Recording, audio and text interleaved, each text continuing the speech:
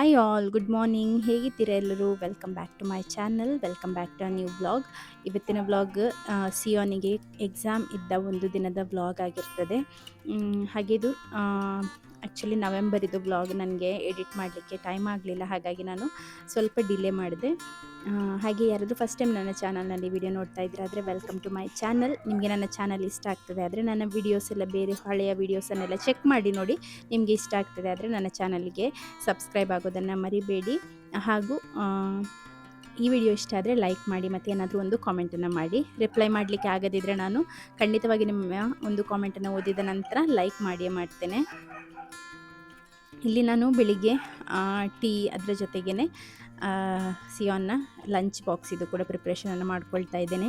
ಈ ಒಂದು ಲಂಚ್ ಬಾಕ್ಸನ್ನು ತಗೊಂಡು ಈಗ ಆಲ್ಮೋಸ್ಟ್ ಈ ವರ್ಷ ಕಳೆದರೆ 2 ಇಯರ್ಸ್ ಆಗ್ತದೆ. ಕಳೆದ ವರ್ಷ ನಾನು ತಗೊಂಡಂಥದ್ದು L K G throughout ಅವನ ಅದೇ ಒಂದು ಟಿಫಿನನ್ನು ಯೂಸ್ ಮಾಡಿರುವಂಥದ್ದು. ಅದು ಅದರದ್ದು ಆದರೂ ನನಗೆ ಲಿಂಕ್ ಸಿಕ್ಕಿದರೆ ನಾನು ಡಿಸ್ಕ್ರಿಪ್ಷನಲ್ಲಿ ಕೊಡ್ತೇನೆ. ತುಂಬ ಚೆನ್ನಾಗಿದೆ ಮತ್ತು ನಾವು ಅದೇ ರೀತಿ ಮೇಂಟೈನ್ ಕೂಡ ಮಾಡಬೇಕು.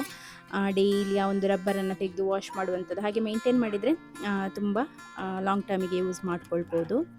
ಇವತ್ತು ಆ್ಯಕ್ಚುಲಿ ಸಾರು ಏನೂ ಇರಲಿಲ್ಲ ನೆನ್ನೆದು, ಹಾಗಾಗಿ ನಾನು ರಾತ್ರಿ ಪ್ಲ್ಯಾನ್ ಮಾಡಿಕೊಂಡೆ. ಇನ್ನು ಇದು ರವೆ ಉಂಟಲ್ಲ, ಅದನ್ನು ಹಸ್ಬೆಂಡ್ ಹತ್ರ ತರಲಿಕ್ಕೆ ಕೂಡ ಹೇಳಿದೆ. ರವೆ ತನ್ನಿ, ನಾಳೆ ಸಜ್ಜಿಗೆ ಮಾಡ್ತೇನೆ ಅಂತ ಹೇಳಿ. ಯಾಕೆಂದರೆ ಕರಿ ಏನಾದರೂ ಉಳಿದಿದೆ ಆದರೆ ಹಿಂದಿನ ದಿನದ್ದು ಬ್ರೇಕ್ಫಾಸ್ಟಿಗೆ ತಿನ್ನಲಿಕ್ಕೆ ಈಸಿ ಆಗ್ತದೆ ಅಲ್ವ, ದೋಸೆ ಎಲ್ಲ ಅದರಲ್ಲಿ ಮುಳುಗಿಸಿ ತಿನ್ನಲಿಕ್ಕೆ ಒಳ್ಳೆಯದಾಗ್ತದೆ. ಹಾಗಾಗಿ ಅದನ್ನೇ ತಿನ್ನುವಂಥದ್ದು. ಇಲ್ಲಾದರೆ ಈ ರೀತಿ ಏನಾದರೂ ಒಂದು ಡ್ರೈ ಆಗಿರುವಂಥ ಅಂದರೆ ಸಿಂಗಲ್ ಆಗಿ ಮಾಡ್ತೇವಲ್ಲ, ಸಿಂಗಲ್ ಡಿಶ್ನ ಆ ರೀತಿಯ ಒಂದು ಬ್ರೇಕ್ಫಾಸ್ಟನ್ನು ಮಾಡ್ಕೊಳ್ಳುವಂಥದ್ದು. ಒಂದ ಸಜ್ಜಿಗೆ ಇಲ್ಲಾದರೆ ಇದುಂಟಲ್ಲ ಎಂಥ ಅವಲಕ್ಕಿ, ಅದು ಆ ರೀತಿ ಏನಾದರೂ ಮಾಡುವಂಥದ್ದು ನಾನು. ಮತ್ತು ನಮ್ಮ ಹೌಸ್ ಹೆಲ್ಪ್ ಕೂಡ ಬರ್ತಾರೆ ಅಲ್ವಾ, ಅವರಿಗೆ ಸಹ ಬ್ರೇಕ್ಫಾಸ್ಟ್ ಆಗಬೇಕು. ಹಾಗೆ ನಾನು ಯೂಶ್ವಲಿ 1 ಲೋಟ ಮಾಡಿದರೆ ನಮಗೆಲ್ಲರಿಗೆ ಕರೆಕ್ಟ್ ಆಗ್ತದೆ. ಹಾಗೆ ನಾನು ಇವತ್ತು 1.5 ಲೋಟದಷ್ಟು ಮಾಡ್ತಾಯಿದ್ದೇನೆ. ಅವರು ಕೂಡ ಬರ್ತಾರೆ ಅಲ್ವಾ, ಹಾಗೆ ಅದಕ್ಕೆ ಅಂತ ಹೇಳಿ ಎಕ್ಸ್ಟ್ರಾ 1/2 ಲೋಟದಷ್ಟು ರವೆಯನ್ನು ಹಾಕ್ಕೊಂಡು ಮಾಡ್ತಾ ಇರುವಂಥದ್ದು. ನಮ್ಮ ಮನೆಯಲ್ಲಿ ಸಜ್ಜಿಗೆ ಅನ್ನುವಂಥದ್ದು ಯಾರಿಗೂ ಇಷ್ಟ ಇಲ್ಲ, ಮಾಡುವ ನನಗೇನೂ ಇಷ್ಟ ಇಲ್ಲ ಆಯಿತಾ. ಆದರೆ ಎಂತ ಮಾಡೋದು, ದಿನದಲ್ಲಿ ಒಂದು ದಿನ ಆದರೆ ನಮಗೆ ಈ ಒಂದು ಎಂಥ ಮಿಕ್ಸಿಯಲ್ಲಿ ರುಬ್ಬಿ ಫರ್ಮೆಂಟ್ ಮಾಡಿ ಅದೆಲ್ಲ ಮಾಡೋದಕ್ಕಿಂತ 1 ಪಾಟ್ ಮೀಲ್ ರೀತಿಯಲ್ಲಿ ಮಾಡ್ಬೋದಲ್ಲ. ಯಾಕೆಂದರೆ ನಮ್ಮ ಮನೆಯಲ್ಲಿ ಇಲ್ಲಿ ಇದೆಲ್ಲ ತಿನ್ನೋದಿಲ್ಲ. ಇಲ್ಲಿ ಬೆಂಗಳೂರು ಸೈಡೆಲ್ಲ ಮಾಡ್ತಾರಲ್ಲ ಆ ರೀತಿಯಲ್ಲಿ ಚಿತ್ರಾನ್ನ ಮತ್ತು ಇದು ಪಲಾವು ಅದೆಲ್ಲ ಯಾವುದು ತಿನ್ನೋದಿಲ್ಲ. ಪಲಾವ್ ನನಗೆ ಫೇವ್ರೆಟ್, ಬಟ್ ಅದೆಲ್ಲ ಇಲ್ಲಿ ಯಾರೂ ತಿನ್ನೋದಿಲ್ಲ ನಮ್ಮ ಮನೆಯಲ್ಲಿ. ಹಾಗೆ ಅವರಿಗೆಲ್ಲ ಈ ಅಕ್ಕಿ ಕಡ್ದು ಮಾಡಿದಂತಹ ತಿಂಡಿಗಳೇ ಹೆಚ್ಚು ಇಷ್ಟ ಆಗುವಂಥದ್ದು. ಅದರಲ್ಲಿ ಕೂಡ ವೆರೈಟಿ ಮಾಡಿದರೆ ಇಷ್ಟ. ಹಾಗೆ ನನ್ನ ಇದಾದರೆ ತಿಂತಾರೆ. ಇದಂದರೆ ಇಲ್ಲಿದ್ದು ಸಜ್ಜಿಗೆ ಅಂದರೆ ಮಂಗಳೂರು ಕಡೆ ಸಜ್ಜಿಗೆ ಬಜಿಲ್ ಫೇಮಸ್ ಅಲ್ಲ. ಹಾಗೆ ಬಜಿಲ್ ಮಾಡೋದಿಲ್ಲ, ಬಜಿಲ್ ಅಂತ ಹೇಳಿದರೆ ಅವಲಕ್ಕಿ, ಅದನ್ನು ನಾನು ಇದರೊಟ್ಟಿಗೆ ಮಾಡೋದಿಲ್ಲ. ಯಾಕೆಂದರೆ ಅದು ಮಾಡುವ ರೀತಿಯಲ್ಲಿ ಮಾಡಿದರೆ ಮಾತ್ರ ಚೆನ್ನಾಗಾಗೋದು, ಅಂದರೆ ಒಗ್ಗರಣೆ ಎಲ್ಲ ಕೊಟ್ಟು ಮಾಡಿದರೆ ಮಾತ್ರ ಚೆನ್ನಾಗಾಗುವಂಥದ್ದು. ಆ ರೀತಿ ಮಾಡಿದರೆ ನಮ್ಮ ಸಿಯೋನ ಅದರಿಂದ ಸಾಸಿವೆ ತೆಗಿ, ಅದರಿಂದ ಬೇವಿನ ಸೊಪ್ಪು ತೆಗಿ, ಅದರಿಂದ ಇದು ತೆಗಿ ಅದು ತೆಗಿ ಅಂತ ಹೇಳಿ ನನ್ನ ತಲೆ ತಿಂತಾನೆ. ಹಾಗೆ ನಾನು ಅದೆಲ್ಲ ಮಾಡೋದಿಲ್ಲ. ಒಂದೇ ಸಜ್ಜಿಗೆ ಒಂದನ್ನೇ ಮಾಡುವಂಥದ್ದು, ಮತ್ತು ಅವಲಕ್ಕಿಯನ್ನೇ ಸಪ್ರೇಟಾಗಿ ಒಂದಿನ ಬ್ರೇಕ್ಫಾಸ್ಟಿಗೆ ಮಾಡುವಂಥದ್ದು.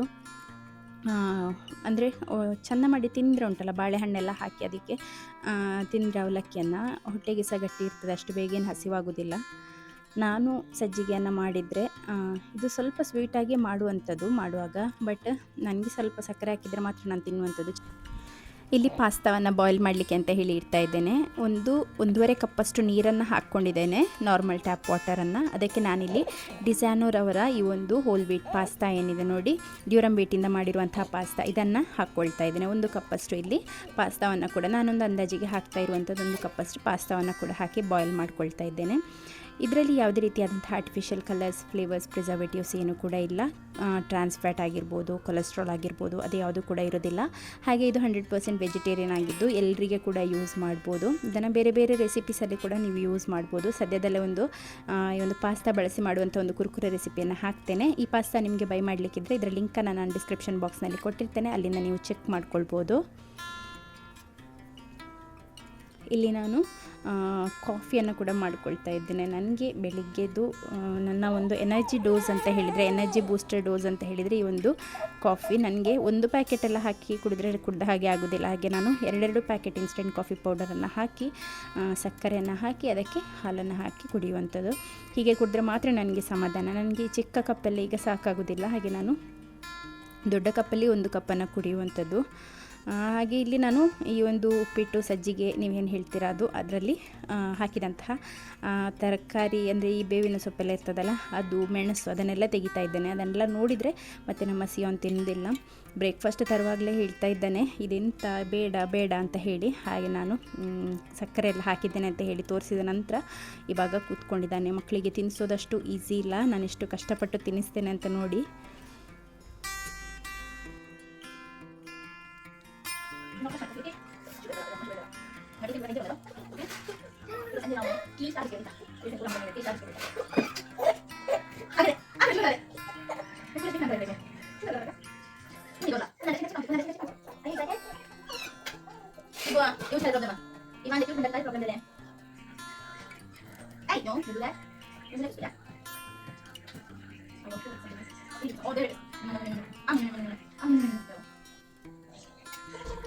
ಸುಮ್ಮನೆ ಅವನನ್ನು ಡಿಸ್ಟ್ರ್ಯಾಕ್ಟ್ ಮಾಡಲಿಕ್ಕೆ ಅಂತ ಹೇಳಿ ಜಸ್ಟ್ ಅವನಿಗೆ ಒಂದೊಂದು ಫನ್ ವೇಸಲ್ಲಿ ತಿನ್ನಿಸುವಂಥದ್ದು. ಫ್ಲೈಟ್ ಅಂತ ಹೇಳಿದ ನಂತರ ಪೂರ್ತಿ ಬ್ರೇಕ್ಫಾಸ್ಟನ್ನು ಹಾಗೆಯೇ ಕೊಡಲಿಕ್ಕೆ ಹೇಳಿದ. ಹಾಗೆ ನಾನು ಒಂದೊಂದು ಸ್ಪೂನನ್ನು ತೆಕ್ಕೊಳ್ಳುವಂಥದ್ದು. ಫ್ಲೈಟ್ ಬಂತು ಅಂತ ಹೇಳಿ ಅವನ ಬಾಯಿಗೆ ಕೊಡುವಂಥದ್ದು. ಹೇಗೋ ಒಂದು ಮಕ್ಕಳಿಗೆ ಮಂಗ ಮಾಡಿ ಹೊಟ್ಟೆಗೊಂದು ಕೊಟ್ಟರೆ ಆಯಿತು. ಬೆಳಿಗ್ಗೆ ಸ್ವಲ್ಪ ಹೊಟ್ಟೆಗೆ ತಿಂದು ಹೋದರೆ ನಮಗೇನೋ ಒಂದು ಸಮಾಧಾನ ಅಲ್ವಾ. ಏನೋ ತಿನ್ನೋದು ಭಾರಿ ಕಡಿಮೆ, ಕೆಲವೊಮ್ಮೆ ಒಂದು ಇಡ್ಲಿ ಒಂದು ಕಡುಬು ಆ ರೀತಿಯಲ್ಲಿ ತಿಂದು ಹೋಗುವಂಥದ್ದು. ಹಾಗೆ ನಿಮ್ಮ ಮನೆಯಲ್ಲಿ ಕೂಡ ಮಕ್ಕಳು ಹೀಗೆ ಮಾಡ್ತಾರಾ ಅಂತ ಹೇಳಿ ಕಾಮೆಂಟ್ ಮಾಡಿ ಆಯಿತಾ. ನಮ್ಮ ಸಿಯೋನ್ ತಿನ್ನೋದ್ರಲ್ಲಿ ತುಂಬ ಹಿಂದೆ. ಈ ಮಲಗಿದಾನೆ ನೋಡಿ, ಇವನಂತೂ ಇಡೀ ರಾತ್ರಿ ನಮಗೆ ಮಲಗಲಿಕ್ಕೇ ಬಿಡಲಿಲ್ಲ. ನಾನು ಹಸ್ಬೆಂಡ್ ಮಲಗಲೇ ಇಲ್ಲ. ಒಬ್ಬರಾದ್ಮೇಲೆ ಒಬ್ಬರು ಅಂತ ಹೇಳಿ ಸಮಾಧಾನ ಮಾಡ್ತಾ ಹೊರಗೆ ಒಮ್ಮೆ ಹಾಲಿಗೆ ಕರ್ಕೊಂಡು ಹೋಗೋದು, ಒಮ್ಮೆ ಒಳಗೆ ಕರ್ಕೊಂಡು ಬರೋದು, ಹೀಗೇ ಮಾಡ್ತಾಯಿದ್ವಿ ಇಡೀ ರಾತ್ರಿಯಲ್ಲಿ. ಈಗ ಗಟ್ಟಿ ಮಲಗಿದ್ದಾನೆ. ಈಗ ಲೇಟಾಗಿದೆ, ಹಸ್ಬೆಂಡ್ ಎಲ್ಲ ಫ್ಯಾಕ್ಟ್ರಿಗೆ ಹೋಗಿ ಆಗಿದೆ. ಇವನು ಗಟ್ಟಿ ಮಲಗಿದ್ದಾನೆ. ಸಿಯೋನ್ ಕೂಡ ಸ್ಕೂಲಿಗೆ ಹೋಗಿದ್ದಾನೆ. ನಾನಿಲ್ಲಿ ಬೇಬಿಗೆ ಮಲಗಿಸುವ ಅಂತ ಹೇಳಿ ಮತ್ತು ಅವನಿಗೆ ಇವಾಗ ನಾನು ಬೆಳಿಗ್ಗೆ ಹೊತ್ತು ಸ್ಪಂಜ್ ಬಾತನ್ನು ಕೊಟ್ಟು ಪುನಃ ಮಾಯ್ಶ್ಚರೈಸರನ್ನು ಹಚ್ತಾ ಇದ್ದೇನೆ. ಇದು ಅಂದರೆ ಸ್ವಲ್ಪ ಹಿಂದೆ ತೆಗೆದಂಥ ವಿಡಿಯೋ ಅಲ್ವಾ, ನಾವು ಮೆಡಿಸಿನ್ ಎಲ್ಲ ತಂದ ನಂತರದ್ದು ಆಗದು ವಿಡಿಯೋ ಇದು. ಹಾಗೆ ನನಗೆ ಈ ವಿಟಮಿನ್ D3 ಕೊಡಲಿಕ್ಕೆ ನೆನಪೇ ಆಗೋದಿಲ್ಲ ಕೆಲವೊಮ್ಮೆ. ಅದಕ್ಕೆ ನಾನು ಯಾವಾಗ ನೆನಪಾಗ್ತದೆ ಆಗ ಕೊಟ್ಟು ಬಿಡ್ತೇನೆ. ಹಾಗೆ ನನಗೆ ಸ್ವಲ್ಪ ಮರೆವು ಜಾಸ್ತಿ ಆಯಿತಾ.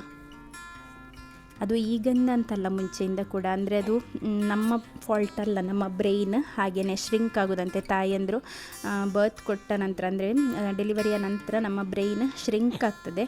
ಮಗುವಿನ ಕಡೆ ಹೆಚ್ಚು ನಾವು ಕಾನ್ಸಂಟ್ರೇಷನನ್ನು ಕೊಡಬೇಕಲ್ಲ, ಹಾಗಾಗಿ ನಮಗೆ ಉಳಿದ ಒಂದು ಇದರಲ್ಲಿ ಕಾನ್ಸಂಟ್ರೇಷನನ್ನು ಕಡಿಮೆ ಮಾಡಿಸ್ಲಿಕ್ಕೋಸ್ಕರ ಆ ರೀತಿಯಲ್ಲಿ ಮಾಡುವಂಥದ್ದು. ಹಾಗಾಗಿ ನಮಗೆ ಮರೆವು ಜಾಸ್ತಿ. ನನಗೆ ಒಂದು ಟೈಮ್ನಲ್ಲಿ ಫಸ್ಟಿಗೆ ನನ್ನ ಡೆಲಿವರಿ ಆದ ಮೊದಲೇ ಹೀಗೆ ನನ್ನ ಪುಳಿತಿರಲಿಲ್ಲ ನನಗೆ. ಬಟ್ ಫಸ್ಟ್ ಡೆಲಿವರಿ ಆದ ಟೈಮ್ನಲ್ಲಿ ಒಂದು ಸ್ಟೋರಿ ಹೇಳ್ತೇನೆ ಕೇಳಿ.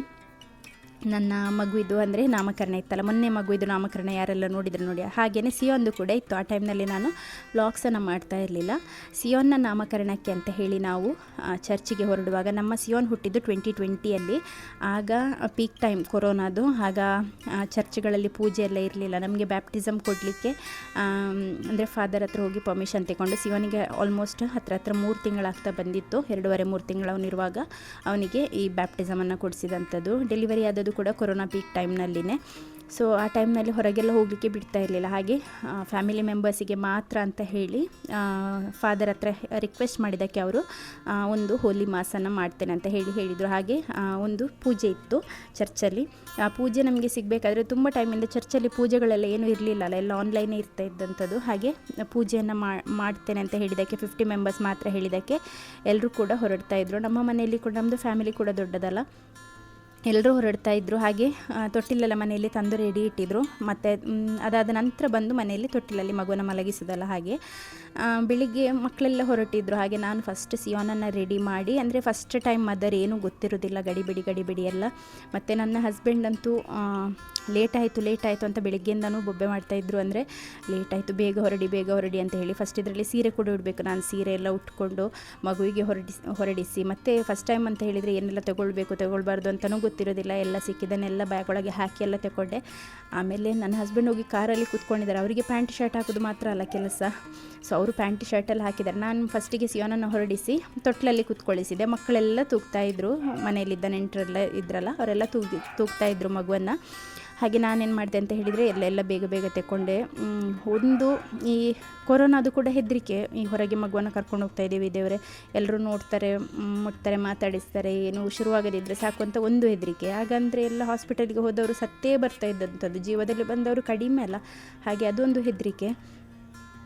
ಎಲ್ಲ ಕೇವ್ಸ್ ಎಲ್ಲ ಮಿಕ್ಸ್ ಆದ ನಂತರ ಉಂಟಲ್ಲ, ನಂದು ಬ್ರೈನ್ ಯಾವ ರೀತಿಯಲ್ಲಿ ಆಗಿತ್ತು ಅಂತ ಹೇಳಿದರೆ, ಈ ತೊಟ್ಟಿಲಲ್ಲಿದ್ದ ಮಗುವನ್ನು ಅಲ್ಲೇ ಬಿಟ್ಟು ಉಂಟಲ್ಲ, ನಾನು ಗಡಿಬಿಡಿಯಲ್ಲಿ ಚಪ್ಪಲ್ ಸಹ ಸಿಗಲಿಲ್ಲ ಅವತ್ತಿನ ದಿನ. ಚಪ್ಪಲನ್ನೆಲ್ಲ ಕೈಯಲ್ಲೇ ಹಿಡ್ಕೊಂಡು ಹೋಗಿ ಕಾರಲ್ಲಿ ಚಪ್ಪಲ್ ಹಾಕಿ ಕೂತ್ಕೊಂಡೆ. ಹಸ್ಬೆಂಡ್ ಕೂತ್ಕೊಳ್ಳಿ ಅಂತ ಹೇಳಿ ಎಲ್ಲರಿಗೆ ಹೇಳ್ತಾ ಇದ್ರಲ್ಲ, 2-3 ಕಾರಲ್ಲಿ ಹೋಗೋದು. 1-2 ಕಾರು ಮೊದಲಿದು ಹೋಗಿ ಆಯಿತು, ನಮ್ಮದೊಂದು ಕಾರು, ಇನ್ನೊಂದು ಕಾರು ಹೋಗಲಿಕ್ಕೆ ಮಾತ್ರ ಇದ್ದಂಥದ್ದು ಮನೆಯಿಂದ. ಅವರೆಲ್ಲ ಬೀಗ ಹಾಕಿ ಬರ್ತೀನಿ ಅಂತ ಹೇಳಿದ್ದಕ್ಕೆ ಈ ತೊಟ್ಟಿಲಲ್ಲಿದ್ದ ಮಗುವಿದು ನನಗೆ ನೆನಪೇ ಇಲ್ಲ. ಅಂದರೆ ಈ ಗಡಿಬಿಡಿಯಲ್ಲಿ ಉಂಟಲ್ಲ, ಹಸ್ಬೆಂಡ್ ಇದೊಂದೇ ಬೇಗ ಬಾ ಕೂತ್ಕೋ ಅಂತ ಹೇಳಿ, ಲೇಟ್ ಆಗ್ತದೆ ಪೂಜೆಗೆ, ನಮಗೋಸ್ಕರ ಪೂಜೆ ಇಟ್ಟಿದ್ದು ಲೇಟ್ ಆಗ್ತದೆ ಅಂತ ಹೇಳಿ. ಹಾಗೆ ಅವರು ಇದಾಗುವಾಗ ನನಗೆ ಎಂತಾಯ್ತು ಅಂತ ಹೇಳಿದರೆ, ನನಗೆ ಗಡಿಬಿಡಿ ಆಯಿತು. ನಾನು ತೊಟ್ಟಿಲಲ್ಲಿದ್ದ ಮಗು ಅಲ್ಲೇ, ಅವನಲ್ಲಿ ಮಲಗಿದ್ದವನು, ಅದು ನನಗೆ ನೆನಪೂ ಇಲ್ಲ. ಈಚೆಯಿಂದ ಗಡಿಬಿಡಿ. ನಾನು ನನ್ನ ಡೈಪರ್ ಬ್ಯಾಗೆಲ್ಲ ಇಟ್ಟೆ, ಎಲ್ಲ ತಗೊಂಡೆ, ಕೈಯಲ್ಲಿ ಚಪ್ಪಲನ್ನು ಇಟ್ಕೊಂಡು ಹೋಗಿ ಕಾರಲ್ಲಿ ಕೂತ್ಕೊಂಡೆ. ಆಮೇಲೆ ನನ್ನ ಹಸ್ಬೆಂಡಿದ ಅಕ್ಕ ಕೇಳಿದ್ರು, ಮಗು ಎಲ್ಲಿ ಅಂತ ಹೇಳಿ. ಹೊರಡಲಿಕ್ಕೆ ಇನ್ನೇನು ಹೊರಡೋದನ್ನುವಾಗ ಮಗು ಎಲ್ಲಿ ಕೇಳಿದರು. ಆಗಲೇ ನನಗೆ ನೆನಪು, ಮಗುವನ್ನು ಕರ್ಕೊಂಡೇ ಇಲ್ಲ ನಾನು ಅಂತ ಹೇಳಿ. ಮತ್ತು ಅವ್ರು ಹೇಳಿದರು, ನೀನು ಇಳಿಬೇಡ, ಕೂತ್ಕೊಂಡು ನಾನೇ ಮಗುವನ್ನು ತಗೊಂಡು ಬರ್ತೇನೆ ಅಂತ ಹೇಳಿದರು. ಹಾಗೆ ಇನ್ನೊಂದು ಸ್ವಲ್ಪ ಮುಂದೆ ಹೋಗುವಾಗ ನೆನಪಾಗ್ತಿತ್ತು ಕಾಣ್ತದೆ, ಬಟ್ ಆ ಗಡಿಬಿಡಿಯಲ್ಲಿ ಉಂಟಲ್ಲ ಮಗು, ಇದು ನೆನಪೇ ಇಲ್ಲ. ಹಾಗಾಗ್ತದೆ ತಾಯಂದ್ರಿಗೆ.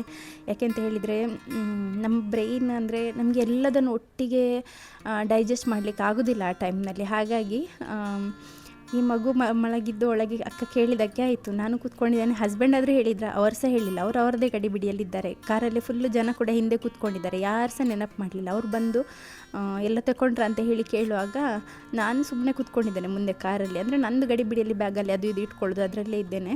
ಹಾಗೆ ಅವ್ರು ಕೇಳಿದ್ದಕ್ಕೆ ಮಗುವಿದು ನೆನಪೇ ಇಲ್ಲ ಅಂತ ಹೇಳಿದ್ದಕ್ಕೆ ಬೇಗ ಹೋಗಿ ಅವರು ತೊಟ್ಲಲ್ಲಿ ಮಲಗಿದ ಮಗುವನ್ನು ಹಾಗೆ ತಗೊಂಡು ಬಂದು ಕೊಟ್ಟರು. ಹಾಗೆ ನಾನು ಇಳಿದ್ರೆ ಇನ್ನೂ ಲೇಟ್ ಆಗ್ತದೆ ಅಲ್ವ, ಪುನಃ ಸೀರೆ ಉಟ್ಟು ಅದು ಇಳಿದು, ಆಗ ಗೋಲ್ಡ್ ಅದು ಇದೆಲ್ಲ ಹಾಕಿರ್ತೇವಲ್ಲ, ಎಲ್ಲ ಇಳಿದು ಅದೆಲ್ಲ ಅಲ್ಲಿ ಸಿಕ್ಕಾಕೊಳ್ಳೋದು, ಅದಕ್ಕಿಂತ ಅವ್ರು ತಂದು ಕೊಟ್ಟರೆ ಆಗ್ತದೆ ಅಂತ ಹೇಳಿ ಕೂತ್ಕೊಂಡೆ. ಸೊ ಅದೊಂದು ನಾನು ಯಾವತ್ತೂ ಮರೆಯೋದಿಲ್ಲ.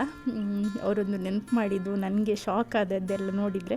ಸೊ ಹಾಗೆ ಅದೊಂದು ಫನ್ನಿ ಸ್ಟೋರಿ. ಮಗುವನ್ನೇ ಮರೆತು ನಾನು ಬ್ಯಾಪ್ಟಿಸಮಿಗೆ ಅಂತ ಹೇಳಿ ಹೊರಟಿದ್ದಂಥದ್ದು, ಫಸ್ಟ್ ಟೈಮ್ ಮದರ್ ಆಗ.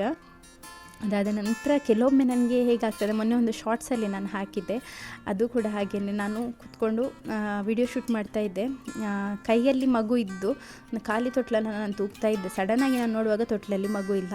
ಹಾಗೆ ತುಂಬ ಸಲ ನನಗೆ ಆಗ್ತದೆ. ನಿಮಗೂ ಯಾರಿಗಾದರೂ ಆಗ್ತದಾದರೆ ಕಾಮೆಂಟ್ ಮಾಡಿ ಆಯಿತಾ. ಇಲ್ಲಿ ಒಂದು 9:30 ಎಲ್ಲ ಟೈಮ್ ಆಗುವಾಗ ನಮ್ಮ ಹೌಸ್ ಹೆಲ್ಪ್ ಬರೋದಿಲ್ಲ ಅಂತ ಹೇಳಿ ಫೋನ್ ಮಾಡಿ ಹೇಳಿದ್ದಾರೆ. ಹಾಗೆ ಅತ್ತೆ ಹೇಳಿದರು, ನಾನು ಹಾಲೆಲ್ಲ ಸ್ವಲ್ಪ ಗುಡಿಸ್ತೇನೆ, ನೀನು ಬಟ್ಟೆ ಎಲ್ಲಾದರೂ ಹಾಕಲಿಕ್ಕಿದ್ರೆ ಇದು ಒಗಿಲಿಕ್ಕೆಲ್ಲ ಹಾಕಿಬಿಡಿ ಈಗನೇ ಅಂತ ಹೇಳಿ. ಹಾಗೆ ನಾನು ಬಟ್ಟೆಯನ್ನೆಲ್ಲ ತಂದು, ಯಾವುದೆಲ್ಲ ಅಂದರೆ ಬೆವರಿದು ಬಟ್ಟೆ ಎಲ್ಲ ಖಾಲಿ ಇರುವುದನ್ನು ಮಿಷಿನಲ್ಲಿ ಹಾಕುವ, ಮತ್ತು ಇನ್ನು ಮೋಷನ್ ಇದ್ದು ಅದು ಇದು ಬಟ್ಟೆ ಎಲ್ಲ ಅಂದರೆ ಸ್ವಲ್ಪ ಎಲ್ಲ ಸ್ಪಿಟ್ ಔಟ್ ಇದೆಲ್ಲ ಬಟ್ಟೆ ಇರ್ತದಲ್ಲ, ಅದನ್ನೆಲ್ಲ ಹೀಗೆ ಹಾಕಲಿಕ್ಕಾಗೋದಿಲ್ಲ, ವಾಶ್ ಮಾಡ್ತೇನೆ ಅಂತ ಹೇಳಿ ಮಗು ಸಹ ಮಲಗಿದ್ದ.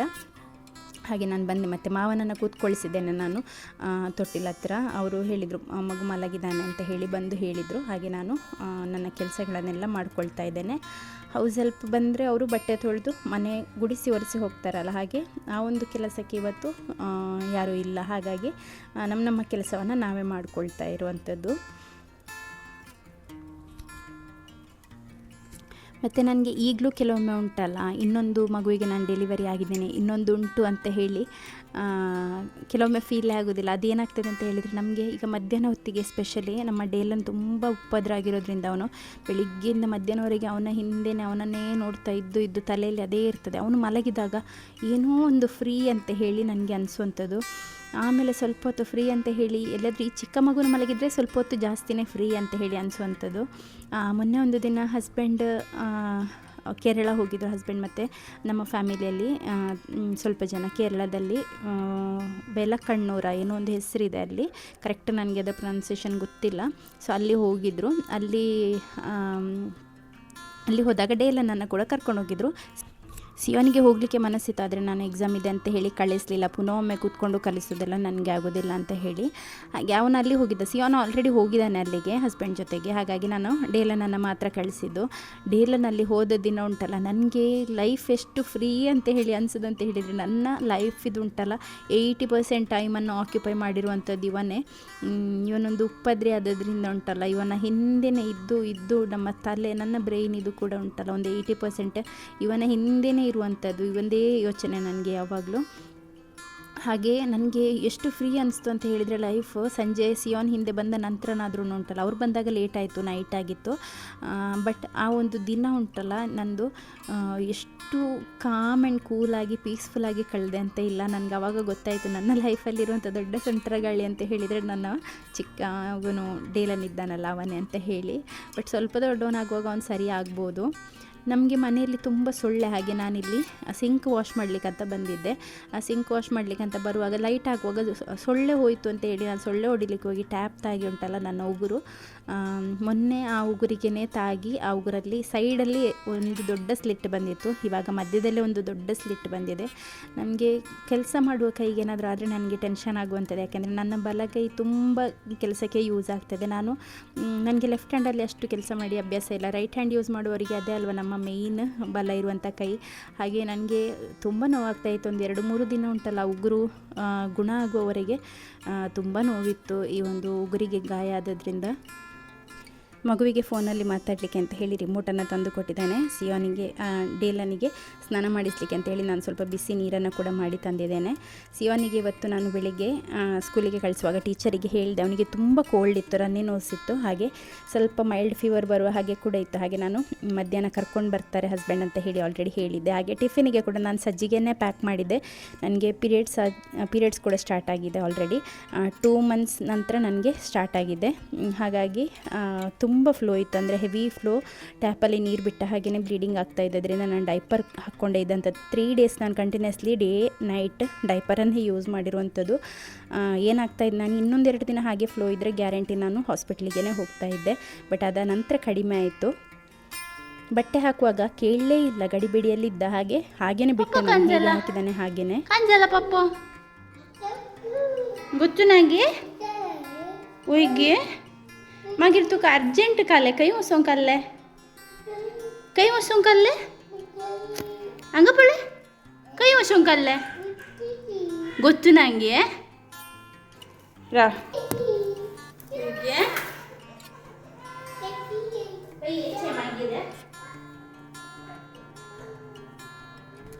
ಮತ್ತು ಟೈಟ್ ಆದ ನಂತರ ಒಂದೇ ಕೈಗೆ ಇರೋದರಿಂದ ಗೊತ್ತಾಯ್ತು ಅವನಿಗೆ ಸರಿ ಆಗಲಿಲ್ಲ ಅಂತ ಹೇಳಿ ಆಗ ಬಂದಿದ್ದಾನೆ.